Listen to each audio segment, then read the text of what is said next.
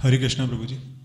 कल आपने एक और बात कही थी, गोविंद कुंड में जो हम गए थे, परसों कही थी आपने। तो आपने वहाँ कहा था कि वृंदावन में उसको आगे बचना चाहिए जिसकी सारी डिज़ायर्स वगैरह ख़त्म हो गई हैं।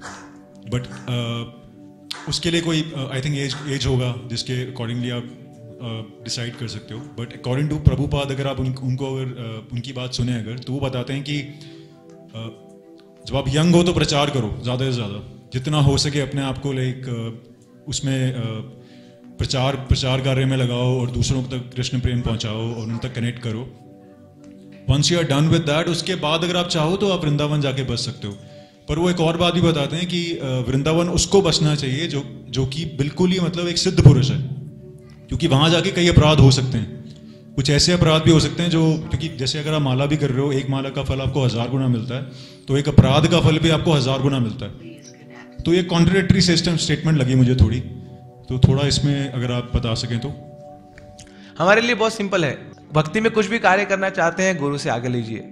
गुरु आपको जांचेंगे और उसके अनुसार आपको इंस्ट्रक्शन देंगे।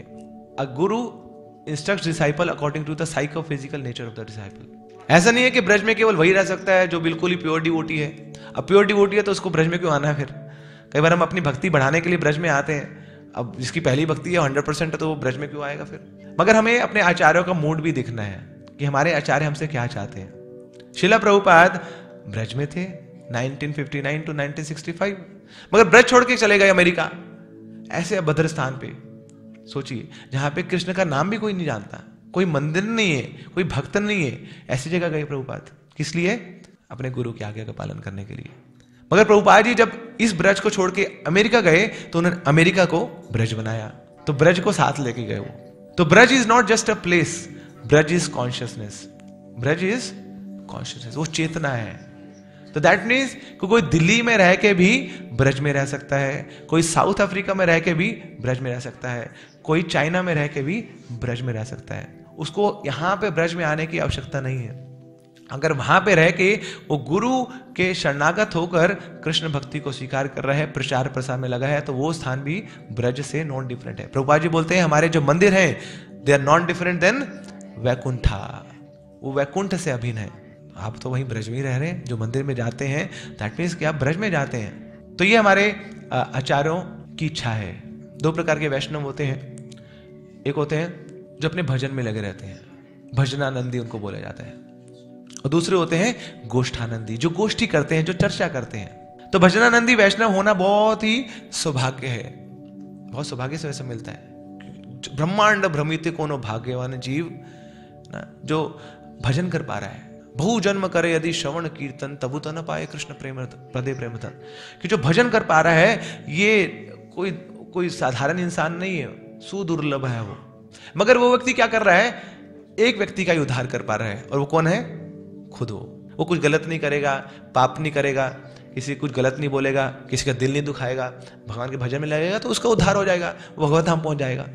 मगर जो गोष्ठानंदी भक्त होते हैं वो क्या करते हैं? गोष्ठी करते हैं और चर्चा करते हैं। तो चर्चा करने से क्या लाभ होता है? हम प्रश्न उत्तर कर रहे हैं तो इसका लाभ केवल आपको नहीं मिल रहा है, सबको मिल रहा है। इसलिए भगवान ने गीता को क्या बनाया? एक प्रश्न उत्तर बनाया, ताकि गीता के माध्यम से अर्जुन प्रश्न पूछेंगे, कृष्णा उत्तर देंगे, अर्जुन प्रश्न पूछेंगे, कृष्णा उत्तर देंगे। तो जब क्वेश्चन आंसर होते हैं तो ज्यादा अट्रैक्टिव हो जाता है, आंखें खुल जाती हैं। प्रसाद से पहले क्वेश्चन आंसर होने से ना आंखें खुल रहती हैं। अब थोड़ा अट्रैक्शन लग रहा है, थोड़ा लेक्चर कई बार बोरिंग हो जाता है, मगर क्वेश्चन आंसर में थोड़ा और इंटरेस्ट आता है, थोड़ा और एडवेंचर आता है, तो उससे हमारा और मन लगने लग जाता है। तो ऐसे ही प्रश्न उत्तर होते हैं, तो उससे क्या किया? भगवान ने सब जीवात्मा को समझाया। तो श्रील प्रभुपाद ब्रज में रहे थे मगर ब्रज को छोड़ के गए। तो ऐसे ही हमारे आचार्य हमसे चाहते हैं कि हम जिस स्थान पे हैं वहां पे रह के हम प्रचार करें, ताकि बाकी सब जीवात्माओं को हम उद्धार कर पाए। अगर हम प्रचार नहीं करेंगे तो और कौन करेगा? वो व्यक्ति जो मूवी देखने जाता है हर फ्राइडे को, वो व्यक्ति जो हमेशा यूट्यूब से चिपका रहता है, वो व्यक्ति जो सुबह अपने बस्ता उठाता है, ऑफिस बैग उठाता है, मेट्रो में जाता है और रात को थक हार के वापस आ जाता है, कोई और प्रचार करने नहीं वाला।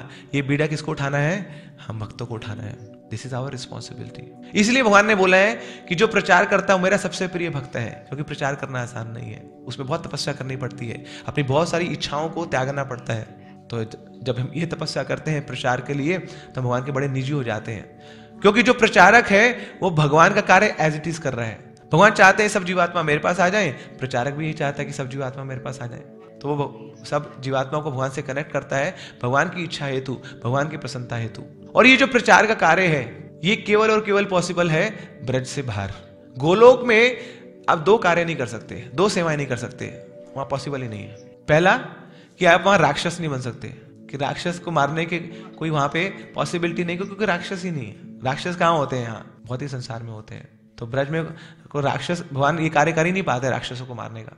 और दूसरा, ब्रज में कोई प्रचार नहीं कर सकता, क्योंकि वहां पहले ही भक्त है। प्रचार किसको करोगे? प्रचार कहाँ पे होता है? सिटीज में होता है, शहरों में होता है, जहाँ पे लोग बंधे हुए हैं अपने कर्म फलों से, अपनी आसक्तियों से। तो वहां प्रचार, तो ये रिस्पॉन्सिबिलिटी, ये बीड़ा उठाना है भगवान के भक्तों को। हाँ, तपस्या है, हमारी इच्छा होती है ब्रज में जाने की, ब्रज में रहने की, मगर प्रभुपाद जी ने बोला है हमें कितने समय रहना चाहिए ब्रज में? Not more than 3 days।